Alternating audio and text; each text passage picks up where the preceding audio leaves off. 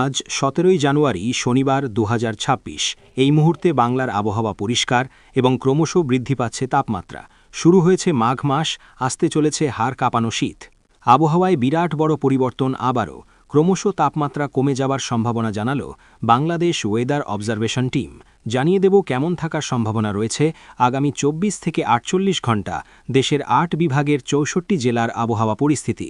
তাই ভিডিওটিতে লাইক দিয়ে চ্যানেলটি সাবস্ক্রাইব করে রাখুন। আপনি কোন জেলা থেকে ভিডিওটি দেখছেন কমেন্ট করে জানিয়ে দিন।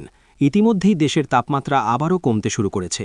চলতি সপ্তাহেই দেশের কোথাও কোথাও সর্বনিম্ন তাপমাত্রা নেমে যেতে পারে 5 থেকে 6 ডিগ্রি সেলসিয়াসের নিচে।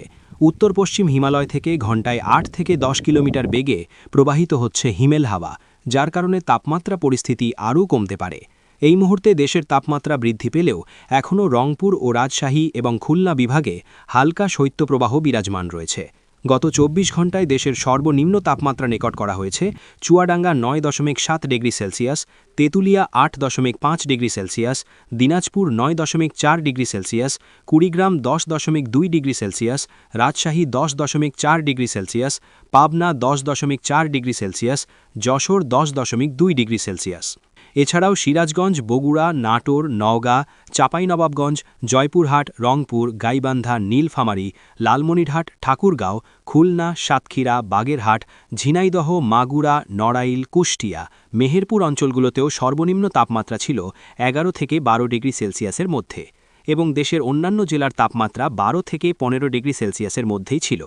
আবহাওয়াবিদ ডাক্তার মোহাম্মদ ওমর ফারুক জানিয়েছেন, 18 জানুয়ারি শনিবার অস্থায়ীভাবে আংশিক মেঘলা আকাশসহ সারা দেশের আবহাওয়া শুষ্ক থাকতে পারে। শেষ রাত থেকে সকাল পর্যন্ত দেশের নদী অববাহিকায় মাঝারি থেকে ঘন কুয়াশা পড়তে পারে এবং অন্যত্র হালকা কুয়াশা পড়তে পারে। সারা দেশে রাতের তাপমাত্রা প্রায় অপরিবর্তিত থাকতে পারে এবং দিনের তাপমাত্রা সামান্য কমতে পারে। এই মুহূর্তে সামুদ্রিক কোনো সতর্কবার্তা নেই। স্বাভাবিক অবস্থায় রয়েছে বঙ্গোপসাগর। মাছ ধরার নৌকা এবং ভ্রমণকারীদেরও নিষেধাজ্ঞা দেওয়া হয়নি। শীঘ্রই শুরু হতে চলেছে দ্বিতীয় পর্বের হাড় কাঁপানো তীব্র শৈত্যপ্রবাহ। তাপমাত্রা নেমে যেতে পারে 5 ডিগ্রি সেলসিয়াসের ঘরে। তাই রাস্তায় থাকা মানুষ এবং পশু প্রাণীদের প্রতি দয়া দেখানোর আহ্বান রইল। দর্শক, আপনি দেশের কোন জেলা থেকে খবরটি দেখছেন এবং আপনার জেলায় এই মুহূর্তে আবহাওয়ার কেমন অবস্থা রয়েছে কমেন্ট করে আমাদেরকে জানিয়ে দেবেন।